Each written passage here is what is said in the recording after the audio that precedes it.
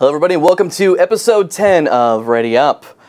This is the third and final episode of our back-to-back episodes. We've been doing coverage on the feature pack that's coming out this month. Pretty exciting stuff. My name's Josh Davis and I'm joined by Guild Wars 2 game director Colin Johanson. How you doing, everybody? Yeah, so as you guys can see on the slide here, we're going to do a little recap of the feature build. A lot of amazing stuff going into this feature build. A lot of really ambitious projects that we've been working on for very, very long time, and we got Mr. Johanson here to talk about exactly what went into that and just a little commentary on it, and then yeah, we'll kind of just start from there. Yeah, sounds great. All right. So one thing we want to clarify real quick here. So we have feature builds, feature releases, and we also have well, I mean, explain. Can you explain the system for us? Yeah. So we have feature packs and we have Living World, and I think that we've tried now to have a separation between the two of those starting this year. You know, back in December, I originally put a blog post out saying this is how we're gonna operate for the remainder of season 1, and so far I think we've been really happy with the way this structure has worked. And Living World is really intended to focus on releases that extend the storyline of our game, expand the storyline, expand out the content and the playable content on predominantly the PvE side, but certainly we've done some content with World versus World as well, and expand out the rewards and items in the game and things that you can go off and achieve. And with some of the changes we're making in the feature pack, it means that those are more rewards that will actually be more global in the future with Living World. But Living World is really about taking the story of our game world and progressing it forward and the experiences in it. And it's mostly content. Whereas feature packs are really about features. They're quality of life changes. They're adding features that change or modify the way that you experience the content within the game, or even adding new ways to experience that content within our game. Is there a central theme to this feature pack? You know, it's an interesting question. We never really, in announcing the feature pack, talked about a central theme, but I think if you really look at almost all the features that are in here, it's really a sense of everything being kind of brought together. It's all the core systems of our game, all the things that we've done since we launched. We went back and evaluated each one of those and thought about what are the things that we should be doing to make us be really successful and live up to kind of the core vision of what we wanted the game to be. And you know, when we talk about the things that make Guild Wars 2 successful, they're players playing together in our world. They're having great experiences with a lot of other players, and you know, we made a lot of decisions about like how players can all res each other and how they can't steal kills from each other and can't steal from nodes. Those are all things that are about bringing people together to have a good time. And so we wanted to make a lot of decisions that help bring people together and make our game more fun to play together. And we also did a lot of things that are really trying to make the game more about the things that your account has done, and removing some of the restrictions that are there about every character having to do a lot of different progression in our game. There's a lot of things in our game to do now, and in this feature pack, there are infinitely more things in our game to do. And we really wanted to give a sense of progression that you can think about whenever you log in and play. You're helping all of your characters get better. And so we modified a lot of systems to point back at that. So it's very much bringing people together, making it easier to play together, and making it more fun and more rewarding every time you play, regardless of which character you play on. And I think everything kind of ties back to that core theme. So you mentioned bringing players together, right? So even in this feature pack, we actually removed some walls. Originally, between PvP and PvE, there was a literal wall. Yeah. Whatever you progressed in PvP would not actually help you in PvE and vice versa. And this is actually our first attempt at bringing these two modes kind of closer together. So now your appearance, we'll talk about this when we go through the features that are coming in. Yeah. Your actual appearance that you have in PvE will now affect in PvP and vice versa. And the rewards you're going to be gaining in PvE are now not PvP rewards, they're Guild Wars 2 rewards, like things you can use, you know, no matter where you are in the game. Yeah. So, all right. So I guess we'll just start from the top and go down the list of features that we got here. Again, it is pretty substantial. I would say probably our most ambitious release. Yeah, I think that's you know, since the game initially came out, I would say it is definitely our most ambitious release, followed very closely behind by the game releasing in China in a very short period of time. Right. All right, so a couple weeks ago we had Carl and Roy on, and we were talking about the stuff that they've been working on. So we got the new traits, 40 new Grandmaster traits, which is pretty exciting. We've got the Runes and Sigil revamp going in, which is also some great quality of life changes to the game. We mentioned quality of life changes, you know, not only features but small changes as well that are going to help out the game. And something as simple as, you know, having 2 sigils on your two-handed weapon. Yeah. Like that's going to change the way the game is played, and it's pretty exciting.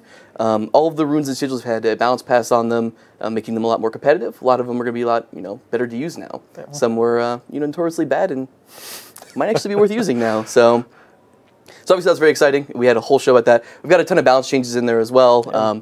Don't have the list in front of me, and you guys have heard it all before, so we're not going to go over that right now. So that was kind of, you know, what we started with. And then right from there we went to wardrobe. And I'm kind of interested, like, why was wardrobe so important? Yeah, you know, I think of the features that are in this feature pack, wardrobe is one of the most important things for us to take on. And we've actually been working on it for a very long time, and it's been very hard for us to stay quiet about. Right. You know, when we see all these threads of like, what's the thing you'd be most excited to see in the game? Oftentimes, wardrobe was a big thing that came up. And you know, when we recently did the collaborative development initiative, talking about things that people would like to see out of progression in our game, a lot of the big things that we went back to is horizontal progression is a big part of what Guild Wars 2 is based around. And in particular, the concept of modifying the look of your character and growing the ability to collect different skins and different items that you can apply different looks to. And even more so, applying that across your account, unlocking that ability for different characters on your account to have cool looks and experiences. And I think the wardrobe was really kind of the giant missing piece to bring all of that together. If you look at, I know my character's inventory and bank have slowly continued to overflow as more and more Living World stuff comes out. And it makes it really hard. You know, your character can have one single look in a game with infinite numbers of unique skins and looks to them. And we want this game to be successful 4, 6, 8 years from now. And that means we're going to continually keep adding new looks and new rewards to our game. And to do that, there needs to be a place to house all of that. Somewhere where as you get stuff, you feel like you are unlocking it. You're finishing this big portfolio or wardrobe of different abilities. And in this case, those abilities are skins, right? The things that we want you to collect and grow in our game.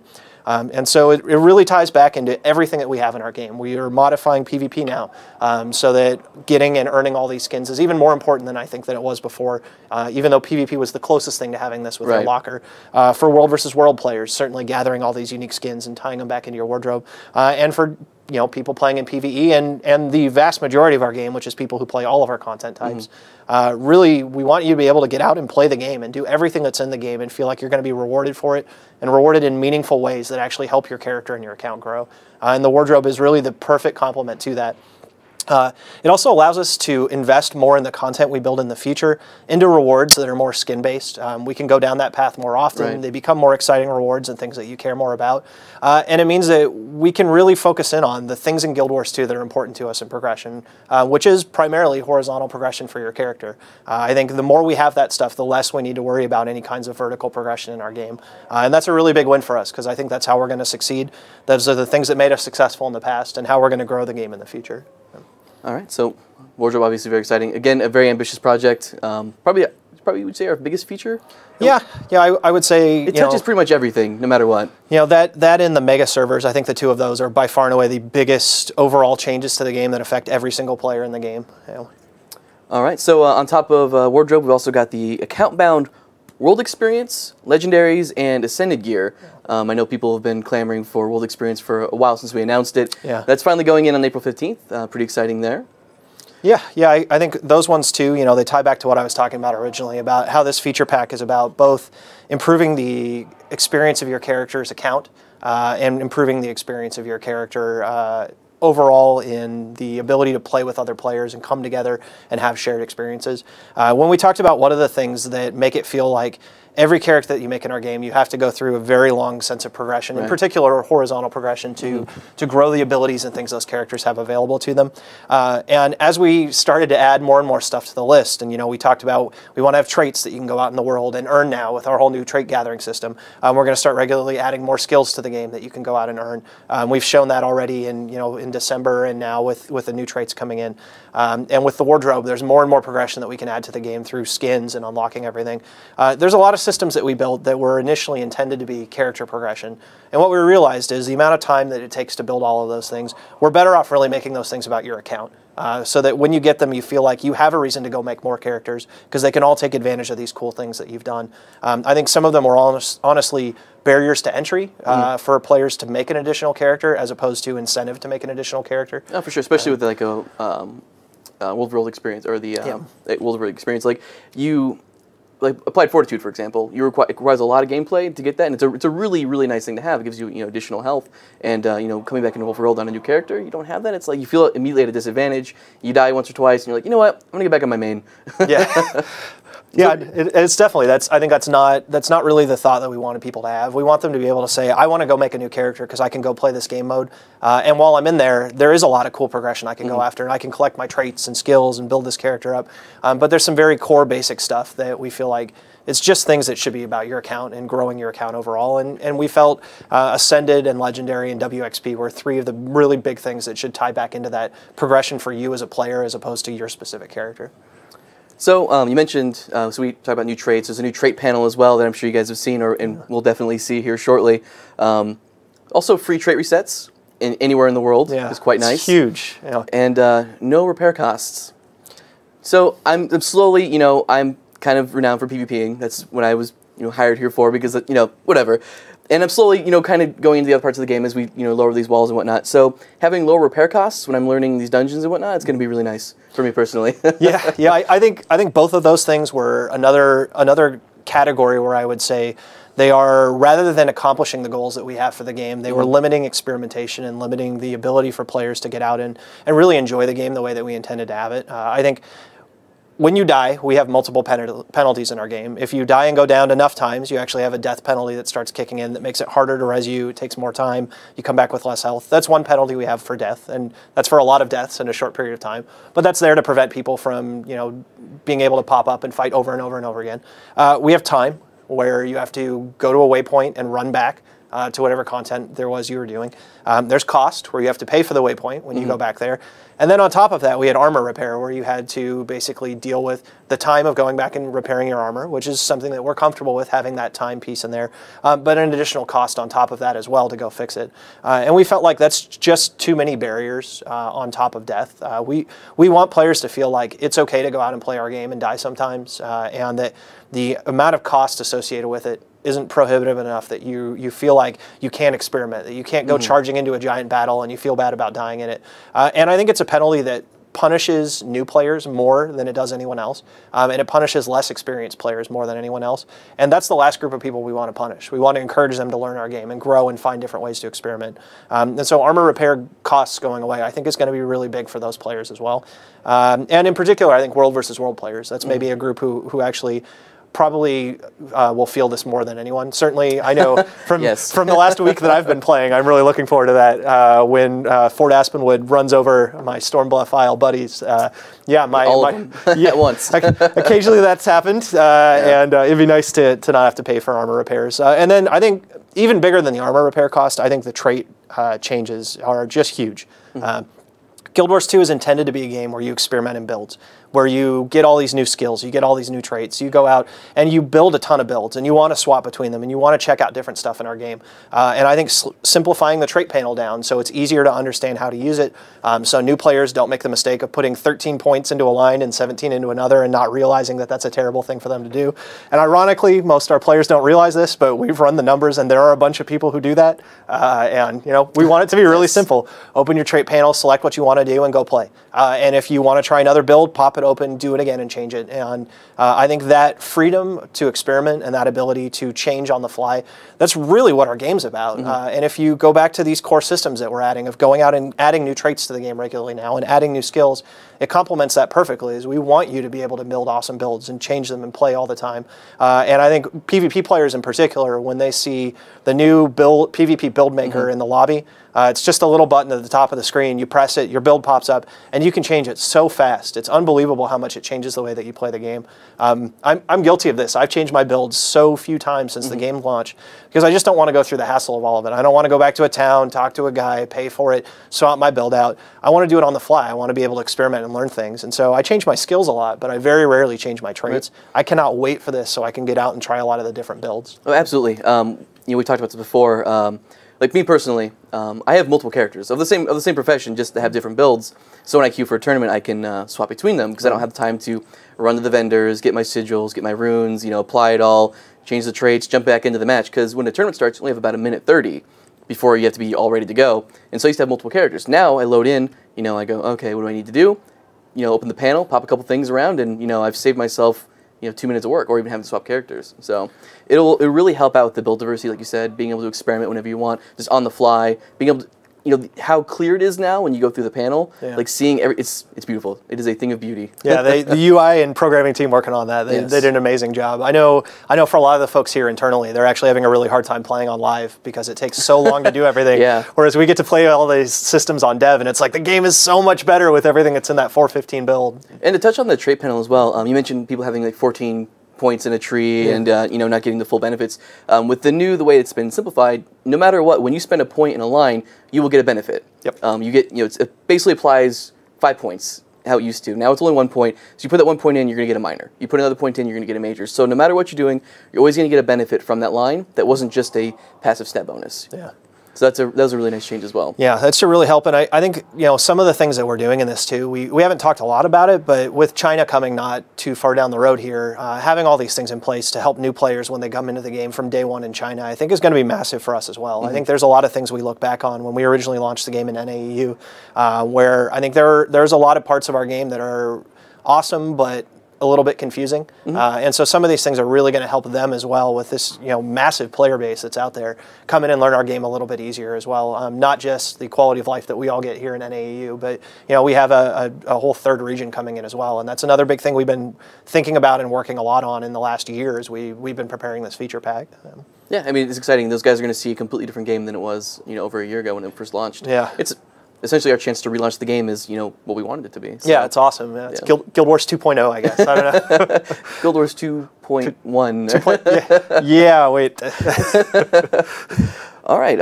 So we talked about PvP gear unification and how exciting that's going to be. So the other big PvP change coming in is the reward tracks. Yeah. Which we talked about before is our first opportunity of, you know, actually making the rewards that you get in PvP apply to the entire game. We talked about before, like, this is your opportunity to start getting components that would build towards a legendary, for example. Yeah. You can progress your character in other ways besides just PvP when you play PvP now. I think when we come out, there's going to be 8 dungeon tracks, 5 region-specific tracks, just for different regions in the world to give you region-specific loot, and there will also be one-time track, which is the Balthazar back piece, which is awesome. Is amazing. Yeah. Looks really nice. So it's an amazing system. I'm really looking forward to using it as well. Like you said, playing on live now, I'm like, oh, this could be, this could be what it isn't internally, and it's great to play. Yeah, I mean, I think that system fundamentally will change the way that people who have always had a trepidation about playing PvP, the way that they view that game mode. I think we consistently see that people who are a little bit more casual or you know, traditionally aren't folks who would venture into PvP game types. We see a lot of them get into World versus World, and once they're there, they fall in love with it. And a lot of it is, you know, there is a sense of reward. It is a sense of carrying the same character that you've been building in PvE over into that game mode. And today's casual PvE player is tomorrow's hardcore World versus World or hardcore PvP or hardcore PvE player, right? I mean, all of us start in a game as we're just playing the game and we're learning it. And there has to be enough pieces in there that make it feel rewarding and make it feel exciting for you as a casual player to really fall in love with a game mode and then become somebody who plays it a lot more. And I think reward tracks are really going to do that for PvP. I think it's our opportunity to get a lot of people in there who never would have played PvP in the first place, be able to feel like they're being rewarded and progressing their core character. And a chunk of that group that comes in and plays, they're going to play it all the time because it's rewarding. And a chunk of them are going to become more serious players, and they're going to help grow our bigger base of tournament players and the things that we want to do in the future as well. I think a really interesting stat for me is, you know, if you go back to December when we first put gold in PvP for the first time, literally the day that we did that, we saw a 40% increase in the number of people who played PvP every day. And that just stayed solid. You know, we saw almost no drop off from that. And those kind of differences in player numbers, that's unheard of in our game. Like when we do, you know, when we see a 5 or 10% jump in any game mode, that's really exciting for us. 40% is just nuts. It's huge. And it really speaks volumes to how many players out there who play our game feel like PvP was a detached game within our game. It was a separate game from the core rest of the game. And so we really want to bring that together, and it's going to be really exciting to see how much more the population grows who plays PvP every day. If nothing else, even just go in and get their daily achievement and check it out and have a good time. And when they do that and start seeing the rewards they get, and then they start falling in love with the gameplay, I think that's going to be huge for us. And it's going to be huge for the PvP community because it gives them a lot more people to play with, which I think at the end of the day is maybe the most important thing that we need to do for PvP is get a lot of people in there playing it. And then everything that we want to do will follow that. The ability to make it more competitive, certainly to grow into some of the areas we've already talked about with, game modes and other things for competitive players. We need to have that base of people on top of that. Yeah, I think it was maybe Hugh last week that said, this is really, the new foundation of PvP. Yep. And we can now, it was flawed. We had, there was a great philosophy with it originally, keep it separated, that's the way it should be, but we realized, like you said, later on that it just wasn't really working for that game type. Yeah. And so now we've established a new foundation, and from here we can just build up. So we're really excited about it. Yeah, and I think we've kept predominantly the core things that make the experience important in PvP. I mean, you can still make a brand new character, log in, jump to PvP, and in 30 seconds, you're in there with a level 80 whose stats are all equal to everyone else's stats. You're ready to go, and you can just get in and play with all, all the core traits and all the core skills all unlocked for you, which is a lot of stuff. Right. So I think that the base concept we haven't gone away from. We modified it a little bit to make it more rewarding and feel like there's a little bit of a sense of horizontal progression in there as well, which historically are things that help you keep that core base intact while you have the competitive group on top of it. Yeah, so you mentioned core skills. Yep. So one thing I failed to mention is that we're adding new items to PvP. So there'll be new stat combos. We're calling them stat combos now. We also have new runes and new sigils. Pretty exciting stuff. We've never actually had anything added like this in PvP before. So with all the trait changes going in, all the balance changes going in, all of the new runes and sigils, the new amulets, like it's gonna be a tremendous shift in just how the game is played right now. Yeah. So it'll be really interesting to see how, like, for the first 2 weeks of the patch, just like everyone running around with their heads on fire, like, oh my gosh, what killed me, or like, why can't I kill this guy, or what's going on? It'll be pretty exciting. Yeah, gonna be a lot of people who are trying to learn PvP for the first time too, which That is gonna be really fun. Yeah. Balthazar backpack. Yeah. And actually, that's a great point. The Balthazar backpack is that's a fantastic example of the things reward tracks allow us to do now. Is we can start putting rewards in PvP that are just from PvP, but you can take them out in any other part of the game. And I think that's an important thing for us to have that sense of reward and progression in there. Is we want to have things that you can earn in PvP, skins you can earn, things that show that you did really well in PvP, or that you're an accomplished player, or that you just play PvP a lot, and you can go out and show that off anywhere in the game. And so the backpack is kind of the first step down that path, but we want to embrace more of that so people feel like there's a reason to go play any of the game modes that we put in our game, and that there are cool rewards for each of them. Yeah, absolutely. Big list so far, and we're not even done yet. So on top of everything, we have probably, I guess, tied for first and most ambitious, we have Megaservers. Yeah. Do you want to walk us through exactly what a Megaserver is? Yeah. So I think the core concept behind Megaserver is this is basically taking our fundamental server architecture that we've had about the game up until now for PvE, and we're modifying it so that instead of there being worlds, that you select a world and you're grouped with a group of players from that world, and those are the people that you see all the time, unless you're in an overflow where all players are slammed together into one map. We're basically building this system that runs a bunch of algorithms that determines players that are important to you, and it tries to group you with them. And so the ways that it makes these decisions is it looks for people who are in your party, and it prioritizes them. It looks for people who are in your guild, and it prioritizes them. And it looks for people who are in the same world that you selected as well. So world selection does still matter, in that it's used as a social grouping to help bring players together.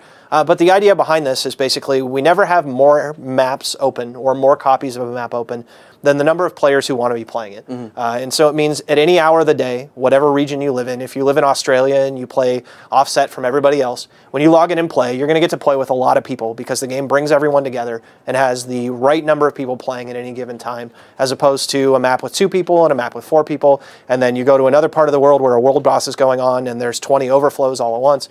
We really want to create the sense of let's bring populations together. Let's, wherever you go in the world, you're going to see a bunch of other players, and let's try to intelligently sort you with people who share interests with you. It's really going to bring back like that, I'm sure you know, as a fan of MMOs, like the launch day feel, like when you go in and there's tons of people in and you're running around, you have no idea what's going on, but like now, when games are out for a little while, you jump into that map, like you said, there's only 2 people in there, you don't get that same feeling, you don't get that same like rush when you first start playing, but now that'll be back, because you're going to have tons of people running around, they're going to be around your same level, doing the same content as you. Like the leveling experience is going to be so much better now. Yeah, I mean it's going to change everything. I think I cannot understate how important this is, or understate's wrong. I can't overstate how important. Understate, yeah. So I can't overstate how incredibly important this is going to be for the game, and how dramatically it shifts the experience that you have. I mean, I think it means every single day is that launch experience to a certain degree. You're always going to be running around, seeing a bunch of other players running around. And I think Guild Wars 2 is at its best when you're always around other players. That's what an MMO is all about. If we wanted to play a game where it's us and nobody else in it, we go play a single player RPG. Right. If we wanted to play a game with a couple other people, there's some great co-op games out there that you can play. And MMO is all about getting a bunch of people together and playing in the world. And Guild Wars 2 is all about getting those people together, removing the barriers that makes it so it sucks to play with other people, and instead making it awesome. You know, we made it so you can res each other, and you can share nodes, and you can share kills, and all of those systems are in place so that when you see other players, the game is more fun. You're excited to see other people, and the Megaserver system really just brings that all together. It takes the best parts of Guild Wars 2 and helps enhance them. You know, if you think back to before we launched, one of the reasons that we decided to have worlds, this is really important to understand from why we chose to do Megaservers in the first place. We decided to have worlds because we wanted you to see the same players all the time when you play in the game. And worlds is a very traditional way of grouping players together to accomplish that. Is if I'm on Stormbluff Isle and every map I go to is other people from Stormbluff Isle, I'm going to start seeing the same people over and over again because we belong to the same world. The downside of that is I'm not going to see anyone else ever unless I get put into an overflow or someone guests into my world. The Megaserver system takes that concept of we want you to see the same players all the time, and it actually enhances it and it makes it better. Even though there aren't worlds for PvE and there are less maps open, you're actually going to see the same people more often because we're intelligently grouping you with people from your guild, people from your world, and we're going to over time keep adding more sorting algorithms that actually help identify what type of player you are or what interests you have, and help bring more players together who share those interests. So as we continue to refine the Megaserver system in the future, you're actually going to see more and more of the same players that share common interests with you and people that you're excited to play with. And it actually is better than the traditional world concept because you're always playing all the time with a map full of people, and you're playing with the same people more often than you are with the world system that we have today. So it's a really interesting thing that we actually benefit more out of not having worlds, in that you see the same people more often. I think also the way that people do things in our game will change, from the way that we're changing boss timers and how you're going to experience the world bosses, to even what it means for gathering nodes. Like right now, the way that there's a certain group of people that do gathering nodes, and the way they do that is they run an API that says, on this world, this is where the nodes are, and you log in and you bounce between them, and I'm guilty of doing this all the time, collecting my Ori nodes and my wood nodes, but in the system, those APIs really aren't going to function anymore. You're not going to be able to say, I'm on Stormbluff Isle and this is where I go. And it's going to change the way that people gather nodes. Gathering nodes is going to be something that, this was our original concept way back in the day, and we were unfortunately unable to do it for launch, but it's going to be something where you load into a map, and it's about exploring that map to find where everything is. You're going to go out and explore and track these things down. And I think the concept of people who are node hunters, who go out in the game and search the maps to find these things, it actually is going to become more of a thing that you can do in our game. Because you are going to have to play the content. You are going to have to get out there and find that stuff. And some of them are always in the same place, you know, the farms and maps, things like that. But the ones that rotate and move, that's going to change dramatically the way that people play that content and the way that people gather those. And I think that's something I haven't heard people talk too much about, but it is actually going to make a difference. So it'll be really interesting to see how that works as well.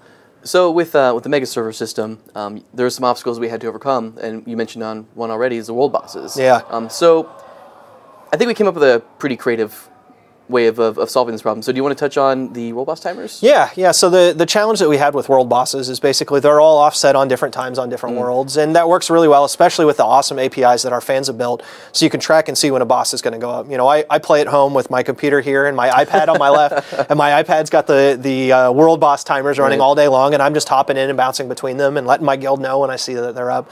And the upside to that is you always, you have different worlds that you can bounce between. The downside is you never know exactly when something's going to happen. You can miss them, and new players have no way to be exposed to it whatsoever. And you might be playing a boss and suddenly jump over to play another boss and you just miss them, or you get the timing just wrong, or the API is broken, which occasionally happens, and you can't access them.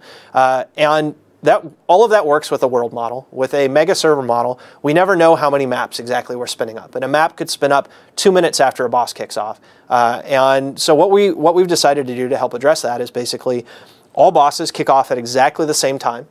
We have a published schedule now that you can go grab off our website. It'll be up in the release notes as well, and the blog announcement the other day.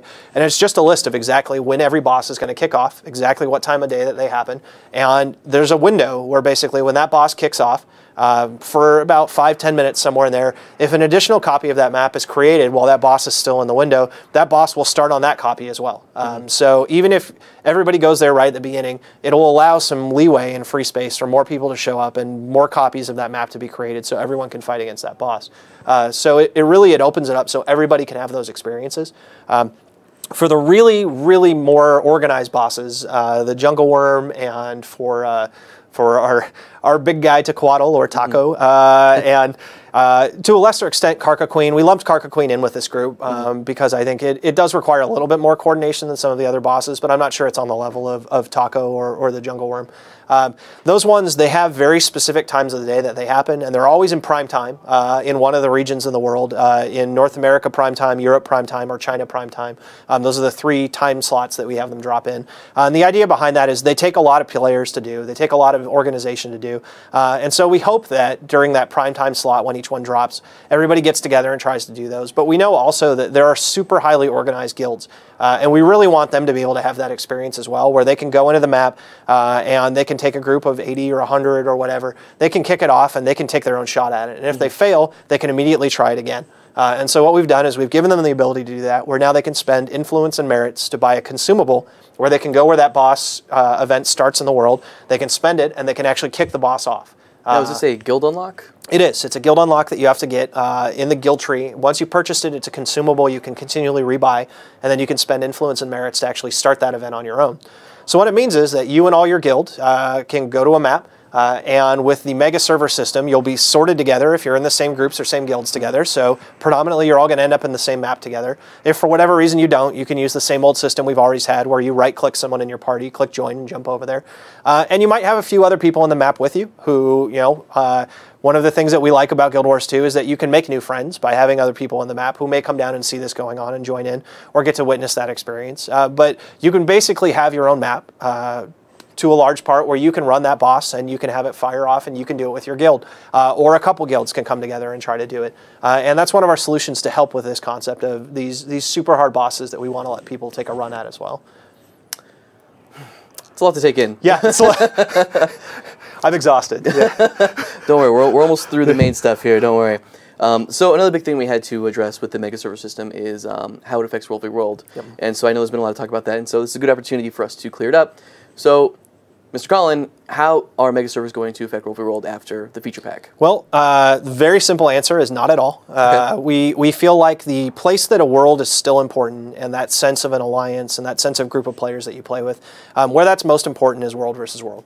And we don't want to lose that concept there. That's a place where, you know, we've spent a year and a half building up rivalries between different worlds, and there's a lot of guilds that are basically, you know, they hold their alliance as a part of their guild. You know, a world is an alliance of guilds to a certain degree, and an alliance of people who aren't in guilds who fight for that world as well. And we don't want to lose that. That's really important to our game. That's part of the successes that we have going forward.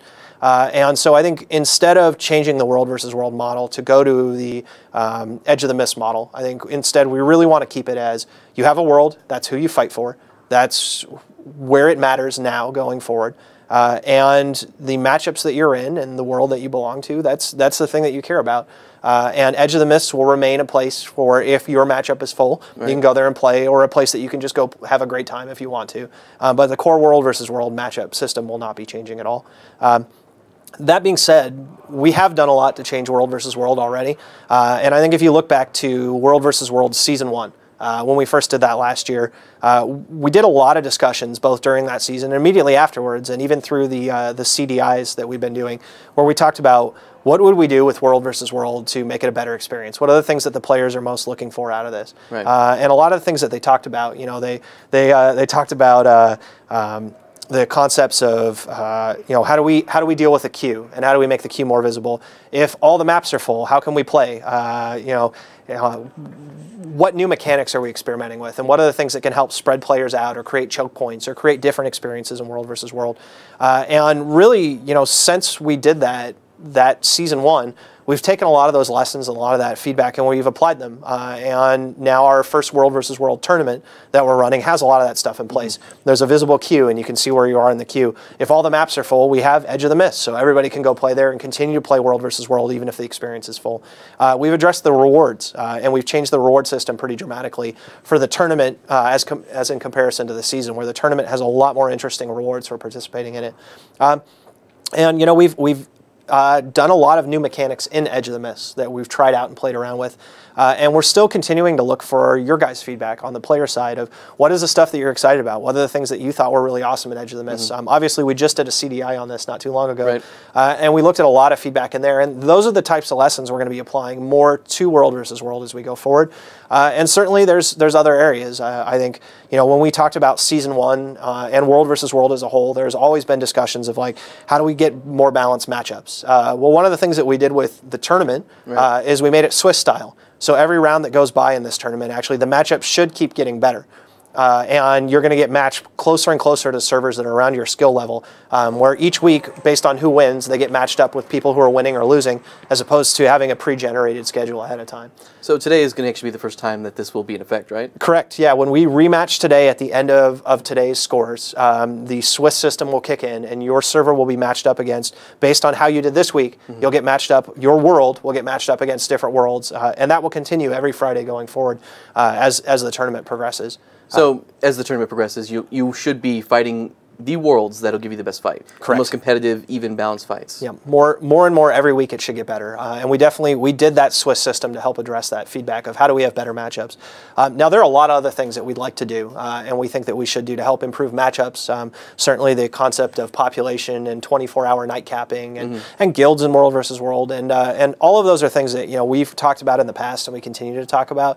And we really want to encourage everybody who is excited about World versus World to get on the forums and get out there in their community and talk about what are the things that you want to see. I think this feature patch is a fantastic example of we've really tried very hard to listen to the feedback the community has given and take that to heart and listen to the things that you guys want to see from horizontal progression and the things that you want to see from PvP and from World versus World and the things that you want to see with the game. And we're trying to apply those lessons to really everything that we build. And we're not always going to do exactly the thing that somebody suggests because a million people suggest different things. Right. But we try to take the spirit of all that feedback, combine it together, adjust it to what we think works best for Guild Wars 2 and go forward with it. So very much the things that people would like to see in World versus World to make it better, to make it an even better experience. We're not going to just say World versus World's done. We have a lot more development to do on that front to grow that game mode and to make it even more exciting and more awesome. And so we really want people to get out there and talk about what are the things that they'd really like to see. And we know they've done a lot of that in the last year and a half. We've applied a lot of those lessons. Account-bound WXP certainly is an example of that. That's had plenty of discussion, and here we are with it going in. Right. So there's a lot of room for us to continue to grow and build that game mode, and we will continue to keep doing that. Just as we've listened to a lot of the feedback from Season 1 and applied it to this tournament, and the work that we've done to get this tournament ready to go. So, CDI. Yes. Really urge people just to participate in those because we obviously are there reading those. Chris Whiteside's doing a great job of taking that feedback, presenting it to the design team, saying this is what these guys think. We actually have coordinators from those teams that are running those CDIs. Yep. They're able to provide that feedback to their team in real time. Like you mentioned with Edge of the Mist, that was actually Devin Carver. Yeah, absolutely. I think the collaborative development initiative, it's really it's something for our design team in particular, and certainly our community team is involved in that as well, and each of our development teams. But it's really an initiative for our design team where they spend many hours in rooms all day long debating what are the right designs, what are the things that we should be building, and how we go about building the things that are going to make our game successful. And those threads, we're never going to use CDI as a place where we talk about the things that we're going to do in the game. That's not the intent of that. Things like this show and our blog posts, those are where we talk about announcements and the things that we want to do. What CDI exists for is an opportunity for us to have a dialogue with you guys, the players, and talk about what are the things that you're excited about, what are the things that you want to see. Have us ask you guys questions and pose tough challenges that we face and have you think about it and brainstorm and talk about it. It's just a place for us to discuss with the community, and that's really what all our forums are. But the CDIs allow it, specifically our design team, to get in there and talk with the fan base and talk with the players about a very specific topic. And we take those very seriously. I think a lot of the work that we've done, a lot of the stuff that's in this feature pack, a lot of the stuff that we're going to be doing that we're going to tell you more about later this year, you have to wait and see. A lot of big stuff that we have cooking that isn't in this feature pack that we have coming up. And how we modify Living World in Season 2. We're going to talk more about that in the future. Those are all things that we're taking to heart, the feedback and discussions that come out of those CDIs. We're putting our own ArenaNet twist on it, and we're most importantly, we're listening. And I encourage everybody who's really passionate about the game, when one of those threads pops up, And I think one of the things that we're going to try to do is focus on one CDI at a time in the future. I know in the past we had a World versus World one, a PvP one, and a PvE collaborative development initiative going simultaneously. We really want to help make it easier for people to follow those, and so we're going to try to do one at a time on a very specific topic. We'll talk about that topic until it's closed, and then we'll move on to the next one. Get in there and talk about those. Leave your feedback. We read all of those. And a lot of folks on the team who aren't comfortable posting read them too. There are a large group of people who read that who aren't giving their feedback but are reading the stuff you guys say. So our community is incredibly important to us. It has been since Guild Wars 1. It's something that I think we try very, very hard to talk with and feel comfortable with and make our community feel like they're a part of our development team as much as we can. And certainly that's a big part of what we're trying to do. Absolutely. You how you doing? How are your lungs? I'm good. Give me 1 sec. So I think that covers most of the stuff that we wanted to talk about for the feature pack, which, I mean, I made it sound like it was a short list. Yeah. It's quite extensive. Again, most ambitious project I think we've tackled to date, at least for a release. Pretty exciting stuff. Yeah, this is going to be awesome. I just can't wait. I'm so looking forward to the day that goes live. I can log in and see the skin unlocked message start parsing on the bottom of my screen over and over again for the wardrobe, and then jump into PvP. And I've been saving my skins. Yeah. So we did jump. We jumped the topic here. That was my bad. So we're actually going to talk a little bit about the Tournament of Legends. Today is it's actually open for signups. Yes. And I think it might be up now or soonish, sometime today. I'm not sure if it's up quite yet, but it will be up today. And again, this is signing up for the Tournament of Legends. There's going to be a tournament for NA and EU. And in this tournament, you have the ability to win a legendary of your choice. That's right. This is awesome. Or a precursor. Yes. Yeah. So there's actually going to be, so these are the fabulous prizes you can win from. Tell them more, Josh. I do my Vanna White real quick. So these are the prizes you guys can win. As an added bonus, there's actually going to be giveaways during the tournament for viewers. That's right. And I believe that those prizes will also be precursors, which is pretty exciting. So there's actually a reason to, viewers get, thank you, Allie, viewers get 2 precursors per region. Yes. If you win, not each. You have to win the precursor, but yeah, so definitely a reason to tune in. And as we bring down the walls between different game modes, like, we want people to, get involved in PvP. Like, it's a lot more accessible now than it used to be. You can progress your character. It's exciting. I'm excited. And we always said we wanted to get legendaries into PvP, and they actually will be after the feature pack. But if you can't quite afford one yet, like if you got what it takes, you can actually get it this way. So yeah, I mean, I think this is a fantastic chance for people to get their team together, get in there and start earning rewards that really matter, especially with the addition of the wardrobe and PvP reward tracks and kind of bringing the game together. All of these rewards are really exciting things for anyone who plays our game. And, every time we do a tournament, I'm always amazed to see some of these teams come out of nowhere, running builds that no one expected. And, people talk, I remember not too long ago watching a tournament where everybody's like, Elementalists, no one would ever run that in PvP. And then a team with an Ellie gets to the finals, right? I mean, it happens over and over again. When we run the ArenaNet teams and we run little duels with some of the bigger name players out there, some of the professions no one would ever think to run, we run them and they do really well. And this is an awesome chance to build a team. 8th place, you get a Black Lion weapon ticket and a choice of gift of magic or might. Yes. That's huge, right? I mean, those Black Lion weapon tickets. You're talking once the skin is out of the rotation and purchasable as 1 ticket, and it goes up to 3 or 5 tickets. Those things jump up to a couple hundred gold really fast. Yeah. Awesome way to win a couple hundred gold just by building a team and trying to get in the top 8. And this is a really, really great opportunity for people to do that. Yeah. So the plan is we'll scale the tournament up. The more teams that sign up, we'll add more and more slots to the tournament. So for right now, it starts out at 16 teams. So meaning if you win your first round, you're gonna win something. Like as long as you win your first matchup and you progress to that second round, you're already guaranteed to win some prizes. So, but we obviously want to scale that out. We want to see 32 teams in the tournament. We want to see as many as possible. So, gather your buddies, throw them into a group, and join the tournament. No, I heard a rumor that there were also stomps available that you can win that won't actually have gone live yet. Is that true for everyone?